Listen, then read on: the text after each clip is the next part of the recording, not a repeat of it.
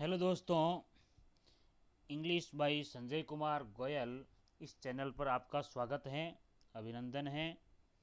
आज हमें English grammar में ही डायरेक्ट इनडायरेक्ट रिपोर्टेड स्पीच जिसको कहते हैं उसकी कुछ एक्सरसाइज कर रहे हैं, जो सभी कंपटीशन भर्ती प्रतियोगिता परीक्षाओं के लिए, 10th क्लास की बोर्ड परीक्षाओं के लिए, 8वीं क्लास के लिए और ग्रेजुएशन लेवल में first year second year final जिनके भी इंग्लिश ग्रामर के टॉपिक हैं उनके लिए ये एक्सरसाइज बहुत ही महत्वपूर्ण साबित होने वाली है।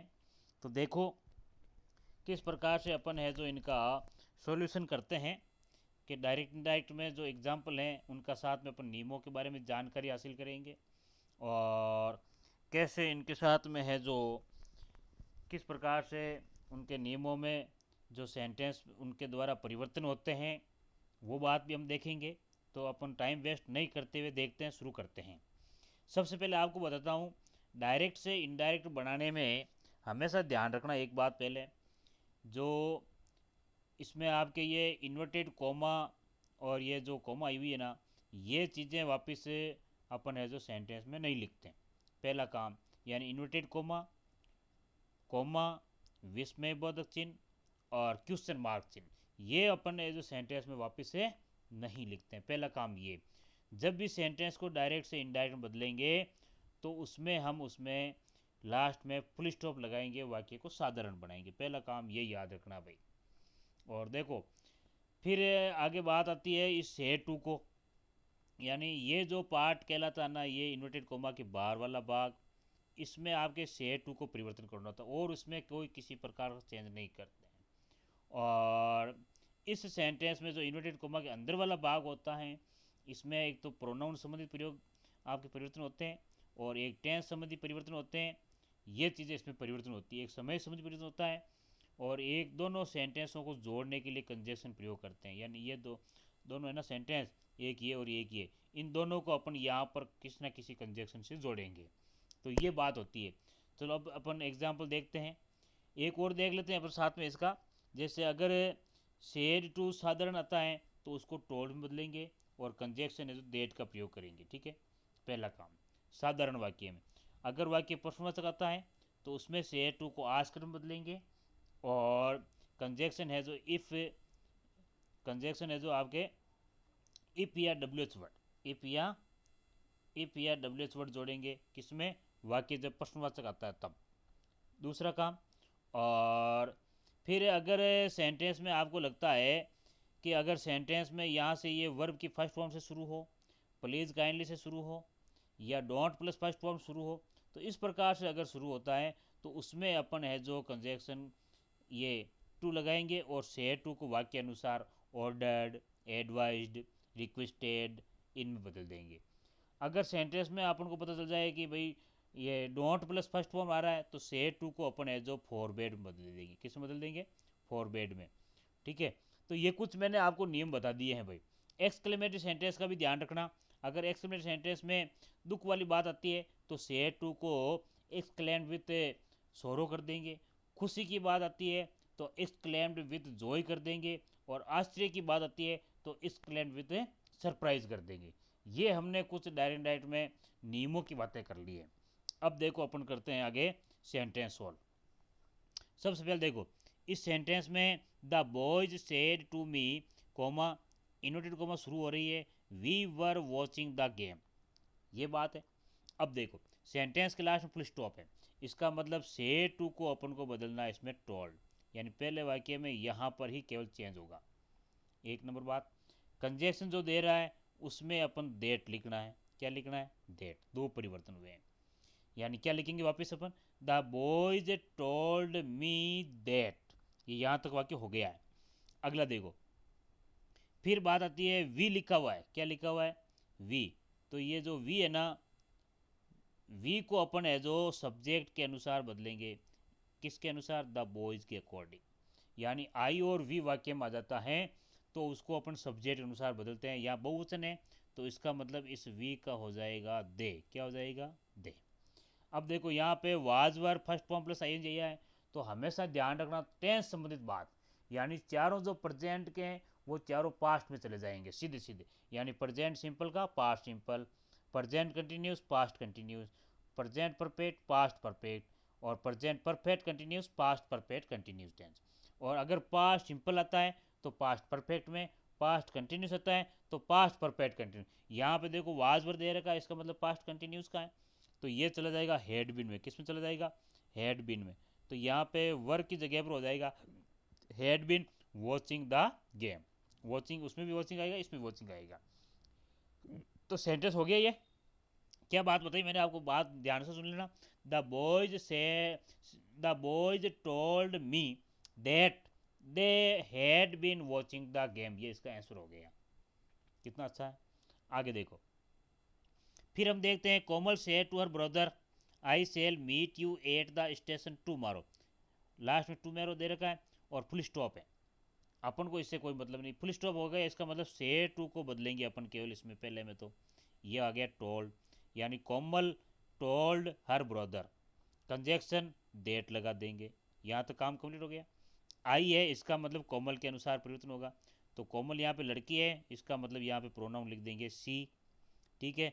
सेल आया है, क्या आया है? सेल। आपको पता है सेल आता है तो उसको ये डायरेक्ट में शुड कर देते हैं और विल का वुड हो जाता है, लेकिन यहाँ पे देखो सी आ गया है, ये आई के साथ सेल आया है, तो सी के साथ विल आता, तो विल के अकॉर्डिंग यहाँ पे हो जाएगा वुड। क्या हो जाएगा? वुड। तो सी वुड मीट, ये यू आ गया, तो यू हो जाएगा इस हर ब्रदर के अकॉर्डिंग। ब्रदर में ऑब्जेक्ट क्या आ जाएगा? हिम। तो क्या आगे बात देखो, वापस देख लो एक बार, यहाँ तक वापस देखो। Komal told her brother that she would meet him, her brother का आ जाएगा him. At the station tomorrow दे रखा ना, ये टू मारो का आपको द फॉलोइंग डे कर देंगे। क्या कर देंगे? द फॉलोइंग डे कर देंगे। टू मारो आता है, द नेक्स्ट डे आता है, तो उसका द फॉलोइंग डे लिखते हैं। ये हो गया भाई, कितना अच्छा है। ओके। फिर देखो, my grandmother said to me God is everywhere. देखो ये इस प्रकार का सेंटेंस थोड़ा ध्यान रखना है। गॉड इज एवरीवेयर,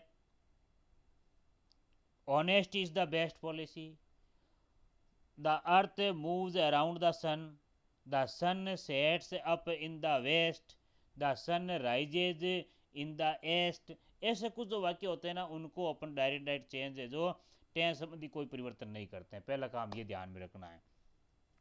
से टू का साधन वाक्य के अनुसार टोल्ड हो जाएगा, बिल्कुल इजी है ये। कंजेक्शन देर जोड़ दिया और जैसा वाक्य दे रखा वैसा वैसे है जैसे लिख देंगे। तो क्या हो जाएगा? My grand mother told me that God is everywhere, ये इसका आंसर हो जाएगा, बिल्कुल इजी है।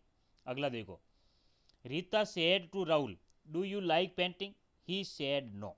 देखो ये इस प्रकार क्वेश्चन भी आने के चांस होते हैं भाई, थोड़ा ध्यान से देखना। सेंटेंस यहाँ पे पहला क्वेश्चन मार्क वाला है, तो इसका मतलब से टू को कर देंगे अपन आस्क्ड। किस में कर देंगे? आस्क्ड। हेल्पिंग वर्ब से वाक्य शुरू, इसका मतलब कंजक्शन जोड़ेंगे इफ। दो काम तो पूरे हो गए। अब यहाँ पे अपन को सब्जेक्ट लेना है, यू दे रखा है, यू राहुल के अकॉर्डिंग होगा, तो आ जाएगा ही, ये ही आ गया। लाइक दे रखा है, इसका मतलब प्रेजेंट सिंपल है, तो अपन इसकी सेकंड फॉर्म कर देंगे लाइक्ड पेंटिंग। यहाँ तक तो ये काम कंप्लीट हो गया एक बार। अब आगे देख रखा ही सेड नो, उसका रिप्लाई दिया वापस, उसने उत्तर दिया, तो अपन इसमें ही का लिखेंगे आगे, ही replied in negative, he replied in negative, इस प्रकार से अपन लिख देंगे। सेड का कर देंगे रिप्लाइड, ठीक है, क्योंकि उत्तर वापस दिया है। यह हो गया, ठीक है, बिल्कुल इजी है। तो Rita asked Rahul if he liked painting and he replied in negative, ये हो गया बस। ओके। अगला देखो, the teacher said to Salu where were you yesterday, question mark वाला सेंटेंस है, तो इसका मतलब से टू का तो हो जाएगा यहाँ पे आस्क्ड। इस वाक्य में तो इतना ही परिवर्तन होगा, यहाँ तक तो सालू तक तो the teacher asked Salu, conjunction where there का डब्ल्यू वर्ड है, तो इसका मतलब डब्ल्यू वर्ड ही वापस आ जाएगा, ये वेयर। यू के अनुसार सालू हो जाएगा, तो वेयर के बाद में लिखना सी जस्ट, और वर देर का इसका मतलब देना हैड बिन, वाज वर आएगा तो किस में आ जाएगा? Had been. येस्टरडे का दे रखा है, तो क्या हो जाएगा? The previous day. येस्टरडे का क्या लिख देंगे? The previous day. तो क्या हो गया? The teacher asked Salu where she had been the previous day, ये इसका आंसर हो जाएगा। ओके दोस्तों, अगला देखो, he said farewell my country man. अब देखो ये जो वर्ब है, ये वर्ब शुरू हुई यहाँ से, फेयरवेल माई कंट्री मैन। तो अपन को क्या करना है, अब इसमें ये कुछ इस प्रकार की बात कही है, तो अपन इसको सीधा ऐसे लिख सकते हैं, ही सेड कंजक्शन। अब इसमें वर्ब से शुरू हुआ है तो टू जोड़ेंगे अपन, ही आस्क्ड टू फेयरवेल माई की जगह आ जाएगा his country man. He asked भी कर सकते हैं, एडवाइस भी कर सकते हैं, या ये फेयरवेल अच्छा रहे, अच्छे रहे लिए तो ये का मतलब ब्लेस भी कर सकता है। तो यहाँ पे अपन इसको ब्लेस भी लिख सकते हैं से टू को। ही ब्लेस्ड मतलब उसने विश किया है, मतलब अपने अच्छी बात के लिए बताया है, तो he blessed to farewell his country man, ये बात कही। या सीधा लिख सकते हैं सी सेड, केवल सीधा ही डायरेक्ट आ जाएगा, यानी केवल सेड के बाद ऑब्जेक्ट नहीं होता तो सेड को सेड ही वापस लिखते हैं अपन, ये भी ठीक है। तो he said to farewell his country man. तो ये दो तीन इस प्रकार के सेंटेंस ध्यान में रखने हैं आपको। ओके, फिर देखो, the student said to the teacher may I go out for a while. तो इसमें क्या ले रहे हैं, परमिशन ले रहे हैं। तो इसमें क्या कहा, द टीचर क्वेश्चन मार्क वाला सेंटेंस है, तो से टू का हो जाएगा आस्क्ड, ये हो गया आस्क्ड। फिर कंजक्शन देखो हेल्पिंग वर्ब शुरू हुई है, इसका मतलब ये आ जाएगा इफ़। मॉडल या हेल्पिंग वर्ब एक ही चीज़ होती है, ठीक है। तो the student asked the teacher if, I का हो जाएगा ये द स्टूडेंट के अनुसार ही, माइट मे का हो जाएगा might, go out for a while, full stop. Okay, ठीक है। आगे देखो, she said to us let us have some music. बहुत बढ़िया वाक्य ये भी देखो, लेटेस्ट वाला वाक्य आता है तो सेड टू को करना है सजेस्टेड, क्या करना है सजेस्टेड। लेटेस्ट वाला वाक्य आता है तो सेड टू को कर देंगे तो क्या हो जाएगा, शी सजेस्टेड अस, कंजक्शन जोड़ना है दैट, क्या जोड़ना है दैट। यहाँ पे लेट अस है या लेटेस्ट का मतलब यहाँ पे वी है बीच में, क्या है वी। तो वी किसके अनुसार चेंज होता है, सब्जेक्ट अनुसार चेंज होता है। तो बहुवचन में आया तो क्या हो जाएगा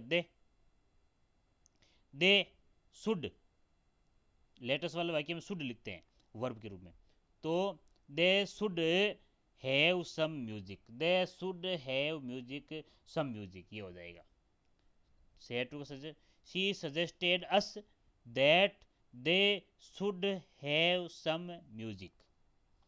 ओके, अगला देखो, my friend said to me liar you have never been here, झूठे हो तुम।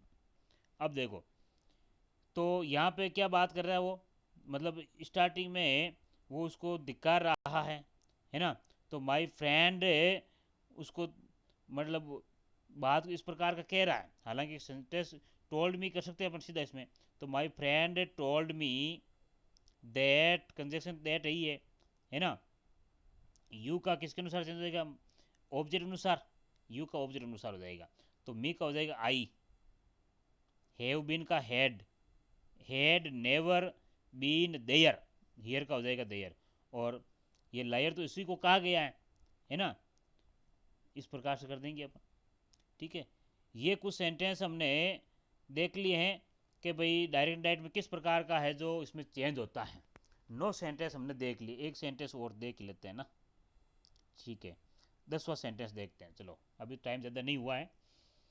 ही said to me may God bless you with long life and prosperity. देखो इसमें सीधा ब्लेस कह रहा है ये, तो ब्लेस कह रहा है तो अपन ने इस सेंटेंस में से टू का कर देंगे blessed, BLESSED, blessed. He blessed me, conjunction that जोड़ना है, क्या जोड़ना है दैट। गॉड, गॉड लिख देंगे, ये ले गॉड। माइट, माइट मे का हो जाएगा माइट, ठीक है।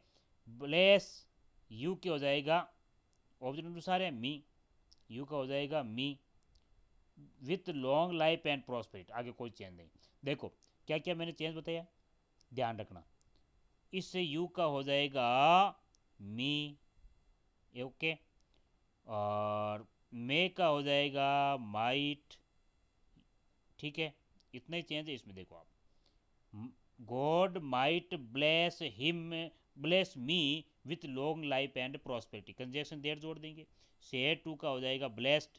ओके, ये लो, the stranger said to us thank you very much for your help. देखो सीधा थैंक वर्ब आती है ना, तो हमको यहीं पर दे देना है, द स्ट्रेंजर सेड टू को कर देंगे थैंक्ड, इसी को वर्ब ले लेंगे यहाँ पे थैंक्ड। ठीक है, द स्ट्रेंजर थैंक्ड अस। ठीक है, दैट कंजक्शन दैट आ गया, फिर यू का हो जाएगा वी, यू का वी अस के अनुसार वी आ जाएगा, वी, और वापस इसमें अपन सीधा भी लिख सकते थे, देखो the stranger thanked us for very much help for your help, help your my आ जाएगा। वापस देखते इस सेंटेंस एक बार, वापस देखो क्या हो जाएगा, देखो द, अब इसको अपन थैंक को इधर ही रखेंगे एक बार, द स्ट्रेंजर आस्क्ड लिख दिया, और कंजक्शन जोड़ देना इसमें, ये टू जोड़ दिया कंजक्शन, क्योंकि वर्ब पहले दे दी इसने थैंक, तो thank to thank you object के रूप में करना है, क्या करना है ऑब्जेक्ट रूप में, तो यहाँ पे हो जाएगा us, thank us very much for, over, us के साथ ओवर आता है, वी ओवर अस ऐसे होता है, तो भाई यू का तो हो गया अस, और योर का हो जाएगा ओवर, ओ यू आर, बस और कुछ नहीं करना है, फुल स्टॉप लगा दो। ठीक है, वर्ब वाला वाक्य ले लेते हैं इसको अपन, यानी स्टार्टिंग में वर्ब से शुरू हुई है, इसको इधर थैंक नहीं करके उधर ही रखेंगे अपन, ऐसे भी हो सकता है। समझ आगे बात, the stranger asked us to thank us very much for over help, ये इसका उत्तर हो जाएगा। ठीक है, ओके दोस्तों, तो अपन ये 11 सेंटेंस आगे और अपन करेंगे, यहीं तक करते हैं आज के। ठीक है, ओके, गुड नाइट।